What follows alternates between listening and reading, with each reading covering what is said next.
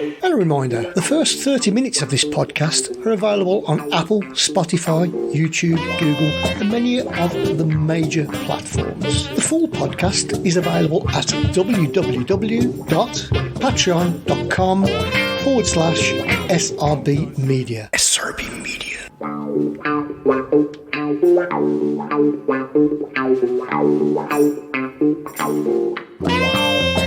Good evening, TC. Good evening, everyone. And welcome all to our weekly podcast, Terry Curran's Curran View with the Idlevilles Borough, Mr. Terry Curran. Steady away, TC. A bit different today. It is our 150th, our 149th together, because the first Curran View, you did it with Chris. Yes, I did, that's right. I just can't believe this is our 150th. Time just absolutely flies by. Absolutely. And I'm in Chris's studio today. I've got no heat. I've got no bed, no cat, no TV. But at least I can look at you, T, and we're going to chew the fat over football like we always do every week. Magic moments, what have you sourced for us? Again, it's been a cracker. Listen, you can go down to the Conference League and there's absolutely some sublime goals there. Yeah. I mean, I was going to pick both of your two goals, what you liked. I thought, well, it's not fair because, I mean, I looked at that Santos and that Nuno Santos for Sporting and his Rabina. Yes. And then I looked at May's goal, which is both of them are just incredible. I thought, well, I'm not going to nick them. I'll let you talk your way through them. I've gone for the Odegaard goal for Arsenal at Fulham. Yeah. Pulls it down on his knee. What gives him time is the control, and then it gives him space because he just knocked it into the right thing, and he's playing outstanding for Arsenal. I mean, they got him from Real Madrid, and Tom said to me, "This kid's going to be a hell of a player." But now he's settled in, and Arsenal playing really well. They look a great team at the moment in time. Arsenal. How good is Odegaard? Because when they bought him, I remember specifically these pundits saying, oh, he ain't going to fit into the English game. He's a little bit lightweight, but what a player. What a left foot. It reminds me very much in the same way as what Liam Brady done for Arsenal with that left foot. Well, he hasn't half turned them round. I mean, especially he was under a lot of pressure, you know. He won the FA Cup in his first season, and that's his first job. He didn't get a big club. He got one of the major clubs in the Premier League, in Arsenal, you know, wins trophies. I mean, he was bought by Real Madrid as the next wonder boy, you know. But when you've got Real Madrid, you've got that many top players. He was only a kid. Sometimes it is hard to break into it. But he's come to Arsenal, and he's now looking the player that Real Madrid were expecting. But you know, when you've got that touch as a player, what happens then is people then know that you're not going to. I mean, if you haven't got a great touch, then your second touch is a tackle. Yeah. And players like him, have got that sublime touch. It gives them time, space, but it all helps when you're playing in the team. And I mean, they hit that little blip, but it was only a little blip. It weren't for 4 or 5 weeks, was it? You know, and now they've turned it round, and I still think Manchester City is going to win it, but they're going to have to kick on, because at the end of the day, Arsenal are matching them toe for toe, and they're 5 points clear at this moment in time. His first touch is in his head, isn't he, Odegaard?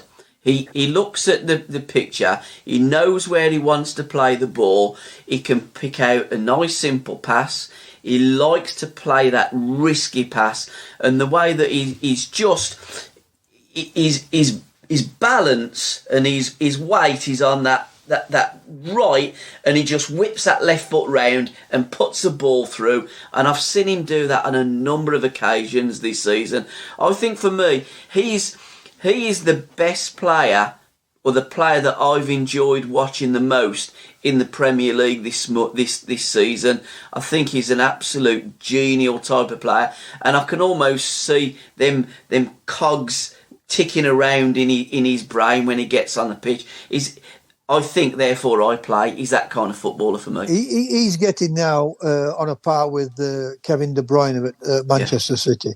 And when you get midfield players what can thread that killer pass through, and you're right, what you're saying there is the great players, they see 2 or 3 passes in front of them and they see the space where they can squeeze that ball through with the right weight of that pass. You know, I mean, no disrespect to pundits, some of them have been great players. But I do see why they don't make good managers or great managers, because they don't think outside the box. I watched our training over the years, and that's still not changed. It's still not changed one little bit. We put the emphasis on working hard and giving 100%, where the Continentals, the South Americans, they look on technical ability, right, and taking a risk, you know. But then you have to balance up the team itself. The team has to be balanced. And on top of that, what you've got to have is the players, what can open the door, but at the same time, they've got to be able to close spaces down when they haven't got the ball and read the game. And when you look at all the elite managers, that's what they do. I mean, people go on about coaching, I go on about coaching and look at it. But at the end of the day, when you're signing these type of players, they've already got the ability. What you've got to do is get the balance of the team right and say, right, this is how we're going to play. This is what we're going to do when we haven't got the ball. And when we've got the ball, go and express yourselves. Absolutely. My magic moments, it is Cheltenham, by the way, this week. Have you had a flutter? Do you like the horses? I know you like the greyhounds. Yeah, I do like the horses. Have I had a flutter? No. 2 people asked me for a tip. It ran second. Fast or slow, I gave it yesterday. My friend Lee, who I interact with, a Portsmouth fan, and Danny, is it Dewhurst? He's in Australia. He said, have you got anything for Cheltenham? So I had a look, which was yesterday. But I've been running about today. I've taken my brother to pick a car up today. So I've been running about majority of the day. Well, we're on about Cheltenham. The greatest thing I've seen at Cheltenham this week is Alfie May's goal. I mean, he scored a brace the weekend, but that second goal where he's got the ball, the fullback.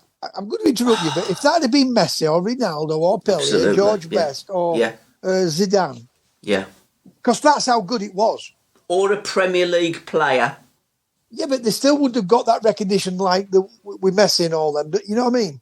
Yeah. I know what you're saying. We see lots of Premier League goals, and from the bottom half of the table. But if that was any of them that had been showing that goal week in, week out for the next 5 or 6 months, that's how good a goal it was. And the technique. I mean, he's got the ball. He's hit it up, and he's seen the keeper, and then with his other foot, he's just lobbed him. Tremendous vision. You have to see it to believe it. Yeah, you do. Yeah, you do. I just thought it was an amazing, skillful bit of improvisation as well. Because when you're that deep and you're just about in your opponent's half, to get your head up and see what the goalkeeper's doing. It's halfway line. Absolutely. And control it and do what he done. I thought it was fantastic. Kai Havertz's goal for Chelsea against Leicester City. I love the little loop pass by Fernandes. And again, Kai Havertz, we spoke about him on the last podcast. I think he's a tremendous footballer. He's got everything in his game. Just needs that little bit of confidence, scoring a few goals. Chelsea have won a few games now, back-to-back. Chelsea could have a decent run in towards the end of the season now. Who knows, they might even get in the Champions League final. Is this the time that he's going to, he's got the goal. Now, because sometimes when they haven't scored these players, they go on a run. Yeah, because I'm like you. The kid looks a great player, but he's taken a bit of stick because he has missed a lot of chances. We can't stick up for him at that level. You've got to be taking your chances, and at that level, those great players usually do. Joe Felix is another one. But there's been a lot of turmoil. When I say turmoil, a lot of changes, haven't there? Selling the club, new owners coming in, new manager coming in. So it does take time. We have to give him a little bit of time, and I hope. I'm like you. I hope Graham Potter can succeed, because I want to see a successful English manager.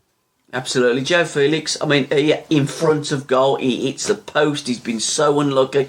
Chelsea just need to find that, and as say, they have won a few games now back-to-back. They've found those wins. They've found the formula to win.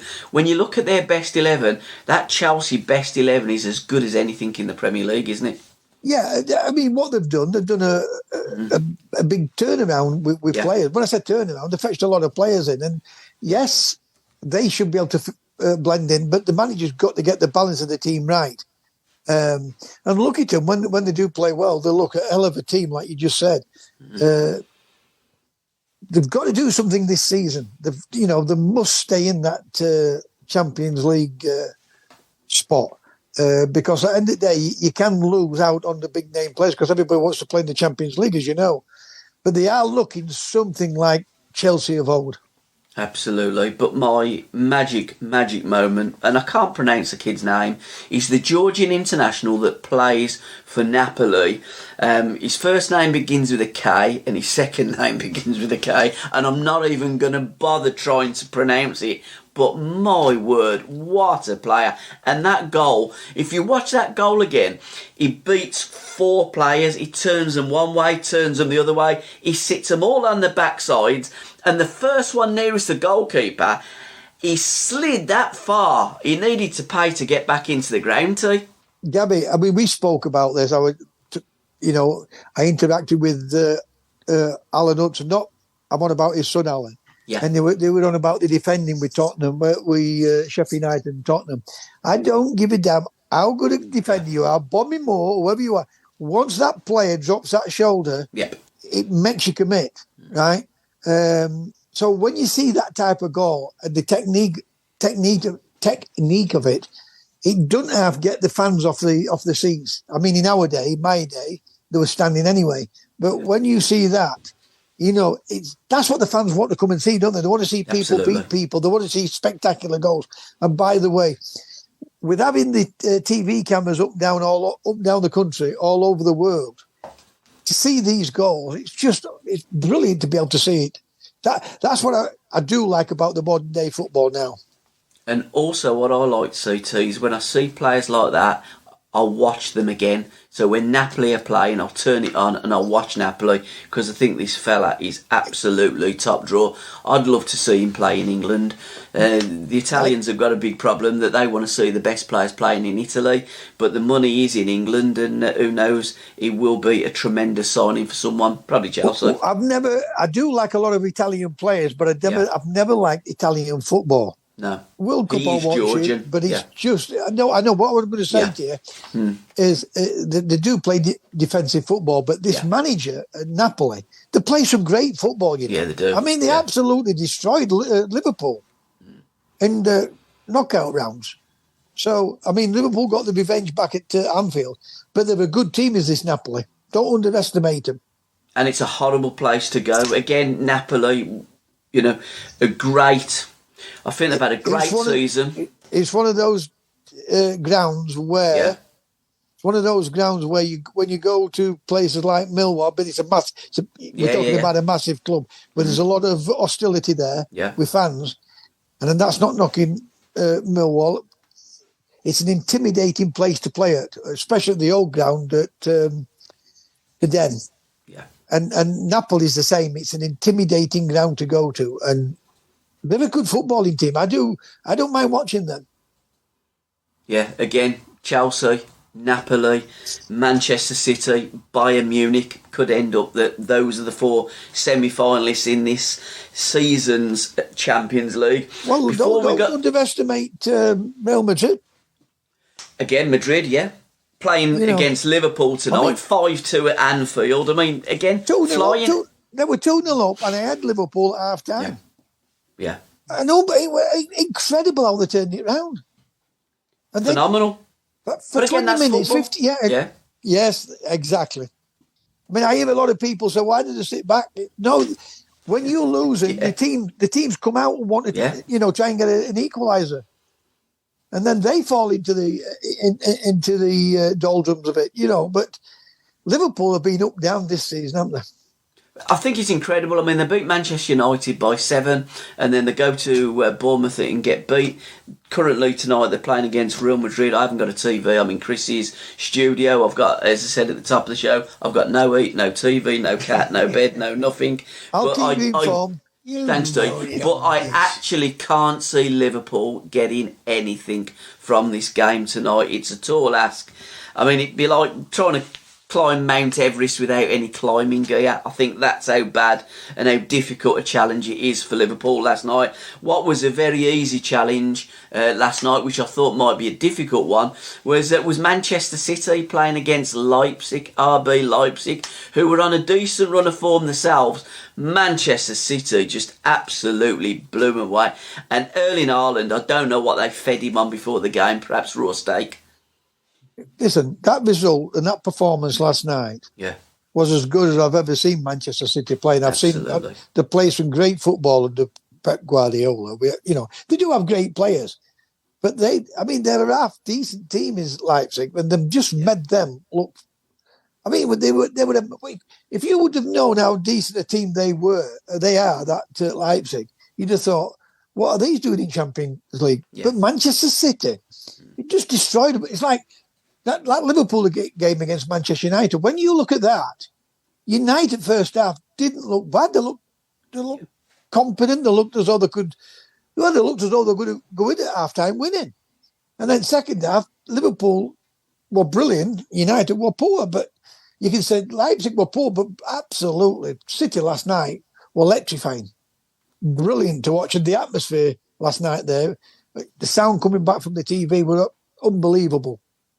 And it looks as though the Man City fans now are embracing the Champions League because they haven't had the best runs in the Champions League. I don't mean City, but the fans, there's always been a little bit about anti-Europe and things that are going on and still currently going on with Europe and Manchester City. But they were in full voice. They were even doing the Poznan, and Kevin De Bruyne, I thought, was absolutely sublime. It's not often that a player will score 5 goals in a game, yet another player is man of the match. And I know they give it to Haaland, but for me, Kevin De Bruyne was man of the match last night. Thought he was fabulous. Oh, I mean, he was back to his best last night. Yeah. I mean, he's had a kick up the backside through Pep Guardiola. He said, I've never seen Kevin give the ball away as much, but it was bang on last night.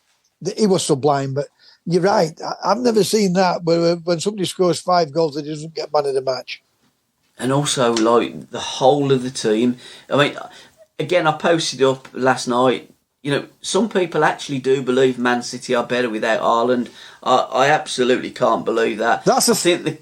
Go on, sorry. No, I just think the kid is absolutely phenomenal. I get it that he's not the greatest of actual technical ball-playing central strikers, but that kid's frightening. He's 6'4", 6'5", built like a brick outhouse. He puts so much effort into everything that he does. His pace and all for size of frightening. It is frightening. But let's go back to what you were saying there about is City a better team? Right. Yes. When you look at it, they have been a bit different, but they still managed to be going to a quarter-final now of a Champions League, second into Premier League, and still in the FA Cup. So they're going for 3 things again this season. Now, they're the same pundit, right? What are saying, if they signed Haaland, they need to sign Haaland because they're one dimension. If they signed Haaland, they'll win everything. They soon don't have changed their mind. Yeah. And these are great. These have been great players. I always revert back to David Silva. Too small, not strong enough. And then all of a sudden, what a wonderful player David Silva was for Manchester City. And he got all the accolades. That's why we're no good at management nowadays. It's something radically wrong with them. What they're not seeing, I don't know. They want to go on effort and 100%, that type of thing. And I'm thinking, you've got to put. If you don't work to get the ball back when you haven't got it, you'll come croppers, right? But if you don't give the ball away, like City don't give it away. But I've not seen Haaland play bad. Every team, whoever they are, every team have a little blip. Yeah. But Arsenal are playing exceptionally well this season. That's why they're top of the league, and they have to play exceptionally well because this Manchester City team is the best in Europe. It's one of the best in Europe, if not the best in Europe. Manchester City versus world champions Argentina. Who wins? My money be on Man City. Man City. Yeah. And not because it's I just said Manchester City. Yeah. For me, they're the best team in the world. I think they're absolutely amazing. Last night, superb, 7-0. What a way to get into the quarterfinals of the Champions League. Book Corner TC in association with myfootballbooks.com. The first book that I want to talk about tonight, 3 games in May and a 20-year odyssey that defined Sir Alex Ferguson's Manchester United by Rob Carlos. I've done a podcast with Rob. It is out on all the socials from today, so you can access it on all the usual Apple, Spotify, etc, etc. But again, the treble. I think Man City will win the treble this season. Manchester United in the 1998-99 season won the treble. But for me, they didn't win the league before that season in 97. It was Arsenal that won the league. So they went into the Champions League, but they wasn't actually champions. So what I'm saying is, in old money, they wouldn't have been in the European Cup. So when the European Cup teams, they win the treble, for me, that's a proper treble. But a great achievement, and the only English team so far that's done it. I'm hoping Man City can emulate it. But your memories of Sir Alex Ferguson and those, particularly those 3 games in May, won the league, won the FA Cup, and then beat Bayern Munich. Well, I backed Man United to win the European Cup, but I threw my ticket away. Yeah, you would do. When Teddy Sheringham and Ole Gunnar Solskjaer scored both goals. But by the way, they didn't play particularly well that night, and Bayern Munich were the better team. But they got the result. I mean, what can you say about Alex Ferguson? He's won every mortal thing, and I don't want to put a downer on it. But that Barcelona team, when they played Man United at Wembley, the season before, was it? Yeah, season after, I'm not quite sure now. Yeah. A few seasons. And when I saw that Barcelona team destroy a Man United team as good as I've seen a Man United team, it just shows you how good they were. But Alex Ferguson didn't do it with one team. He did it with about 5 or 6, 7 teams. He kept producing and played some great football. People go on. I mean, they go on about Man United because it's a massive club, supporters from all around the world, and I get frustrated about all that with people. But to do what he did with those type of teams, keep producing season in and season out. Yeah, they drop off and then go, but they didn't go off for that period of time like since Ferguson's left him. He's produced some great teams, some great players, and had some great players. Van Nistelrooy's, Giggs, your Beckhams, Ronaldo's. Stamp. You can go on, Roy Keane's. It's incredible what he's done at Man United.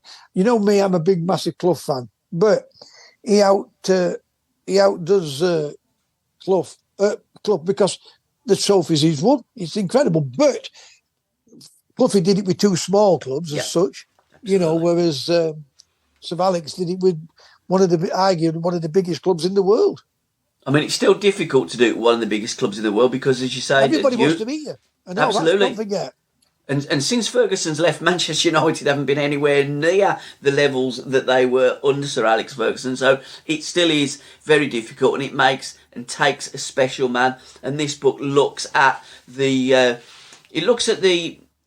influence of Sir Alex Ferguson. Yes, for sure, it's about the treble and those 3 games in May, plus the season as a whole. But Rob goes back and talks to supporters, the supporters' influence and contributions in the book. So, tremendous book, a must for all Manchester United supporters, certainly of a certain age. But I'd like to say also a book that would interest football fans of other clubs. 3 games in May by Rob Carlos.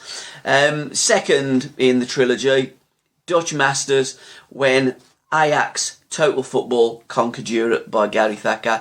I've done a podcast with Gary, and that will be coming out within the next couple of days. But Ajax in the 70s, again, what a team. When you take Ajax to win a treble, a European Cup, for a team as small as it may be just a little bit more populated than Scotland, but to do that and to keep producing the players they produce, their football is absolutely how they produce. And that team of Ajax in what was that? Was it 70? What was 70, it? 71, 72, 73. They won the European Cups. Because I'm trying to look at the Ajax, the Dutch team. What got beat by Germany 74. Total football. I mean, we expect total football now from Holland when we always expected it from Brazil. When we saw Brazil's in World Cups, but it's incredible, absolutely incredible. Burnley's gone one up, Sunderland's gone one up, so going to be interesting for Sheffield United with Middlesbrough, isn't it? Absolutely, and what happens in this silly season? The bottle starts, down it, and they're playing fear football, and when earlier in the season you'd got results. At the moment, some of the teams are just not quite getting it over the line. But the Dutch team in the early 70s, Ajax did. And what makes it even more remarkable too, it was when Rinus Michels took over. I think it was the early 60s. I think it may have been 1963 when Michels walked in there. They were a part-time side. They wasn't a professional football team. Pete Kaiser was the first professional footballer to play for Ajax. Johan Cruyff was the second. He absolutely transformed it. They got to the European Cup final in 1969 and got beat 4-1 by the great AC Milan side. 2 years after, they were back. They were playing at Wembley. They beat a good Panathinaikos team. They still talk about that team in Greek. The great Ferenc Puskas was their manager, and then went on to win back-to-backs. But not just back-to-back, 3 on the spin. They won it in the backyard of their biggest and most fiercest rivals, Feyenoord, when they put Inter Milan to the sword. 2-goal brace from Johan Cruyff. 73 after that, they played in Belgrade against Juventus. Johnny Rep scored the winning goal. And after that, Johan Cruyff left. He went to join Michels at Barcelona. But a fantastic read, some great contributions, including the great Rudy Kroll has contributed to this book by Gary Thacker. So it will be in my library, and it's a must read. We have spoke about the Dutch and the total football. When they did it, they did it with absolutely beautiful football, And we're going about Michels, right? I mean, Beckenbauer did it at Bayern Munich and won a World Cup with Germany. But Cruyff is football. And then to go into management and produce the football he did as a manager, because they all go about top players don't always make. But he left a legacy as a player, and he left a legacy as a manager, and that legacy, like Cruyff will have gone with Michels' way of playing football, and Pep Guardiola learned so much, and he'll tell you he learned so much from Cruyff that he went down that route. And I've seen things where Guardiola in Barcelona, the little bits put up on walls. We don't want anyone under 6 foot. And when Cruyff come in, he took that down. Cruyff always said, if you're big enough, you're good enough, and if you're good enough, then you play. And that's the difference. Why these type of players not only were great players, they went on to be great managers. There's something radically wrong with our managers, why we're not going on to become great managers when they played under great managers and being great players themselves. It's quite incredible, isn't it? And third is... Excuse me. Old Liverpool FC in colour, The Rise of the Reds, like you've never seen before, by Gary Chilvers and Mark Platt. A fantastic pictorial book, and Andy always gives us an on this day, and it's quite relevant today, because on this day, the 15th of March 1892, club founder John Holding split from Everton Football Club and decided to create a new football team to play at his Anfield ground. The book delves deep into the archives to shed new life on a fascinating narrative, one that brought to life through the expert colorisation of 130 stunning photographs of Liverpool. So again, very historical, very relevant, and I didn't realise that it was this day that Liverpool were formed. When we look at Liverpool and what Shankly achieved,